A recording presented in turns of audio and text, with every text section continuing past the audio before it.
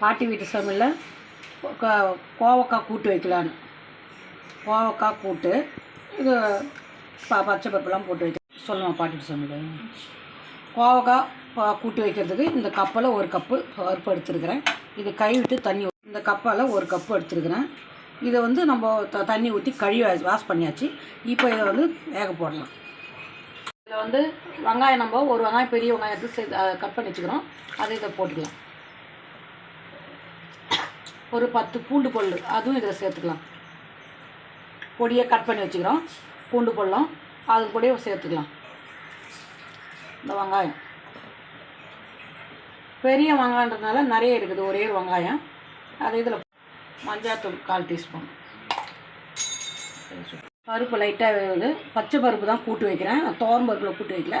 இவ்வளோ தக்காளி இப்போ போடுறேன். ரெண்டும் சேர்ந்து வேகணும் இல்லையா, அதனால்.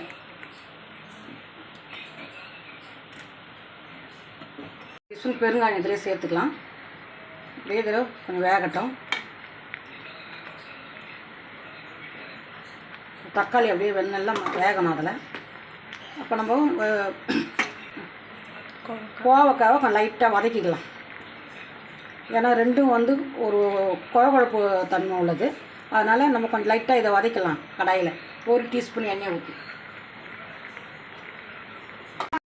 இது 1 டீஸ்பூன் எண்ணெய் ஊற்றிக்கலாம். ஏன்னா இது வந்து இதில் பருப்பில் வேக வைக்கும் போது அது பருப்பும் சிறு பருப்பும் கொஞ்சம் குழகுழப்பு தன்மை உள்ளது. இதுவும் கொஞ்சம் வழவழன்னு இருக்கும். அதனால தான் கொஞ்சம் இதை ஒன்றும் வதக்கிக்கலாம். அப்போ தான் அந்த வழவழப்பு அதில் இருக்காது. அது நம்ம கூட்டு வைக்கிறதுக்கு கரெக்டாக இருக்கும். இதை லைட்டாக வதக்கிக்கலாம். நான் ஒரே டீஸ்பூன் எண்ணெய் லைட்டாக ஊற்றிருக்கிறேன். அது போதுமானது. நம்ம ஏன்னா தாளிக்கணும் இல்லையா, அதனால். இதில் வந்து சுண்ணாம்பு சத்து உப்பு சத்து எல்லாம் இருக்கும். அதனால் நம்ம இதில் உப்பு இதில் பச்சை வாசனை போயிடுச்சுன்னா இது நல்லா வதக்காச்சு. அவ்வளோதான். நம்ம இதை கேஸ் ஆஃப் பண்ணிடலாம். இது கொஞ்சம் ஆறட்டும். இந்த கோவக்காய் பருப்பு வெந்துச்சுமா, கோவக்காய் போடலாம்.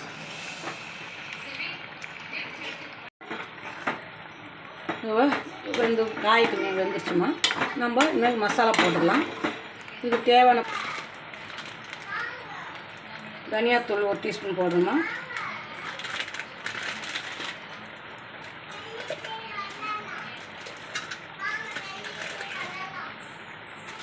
பெரிய மிளகாத்தூள் 1 டீஸ்பூன்.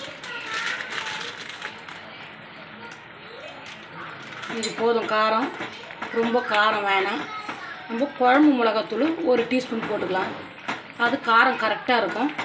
அதுக்கு தான் வெயில் நாள் இல்லையா, நம்மளுக்கு கொஞ்சம் காரம் குறைச்சிக்கலான்றது தான். குழம்பு மிளகாத்தூள் 1 டீஸ்பூன். இப்போ இதை வந்து நம்ம அப்படியே கலர் போட்டுடலாம். இப்போ நம்ம தாளிக்க ஆரம்பிச்சிடலாம். இப்போ இதை வந்து தாளிக்கலாம். இன்னும் 1 நிமிஷம் வேகட்டும், தாளிச்சிடலாம்.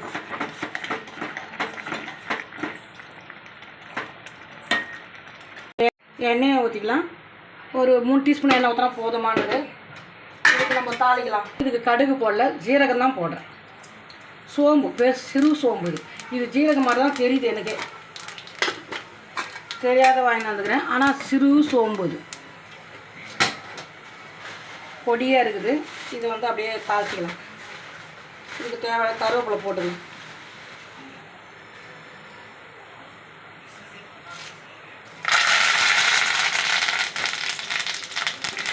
வச்சு நம்ம இதில் ஊற்றிக்கலாம். கொஞ்சம் ஆற வச்சு கொதிக்கிட்டோம்.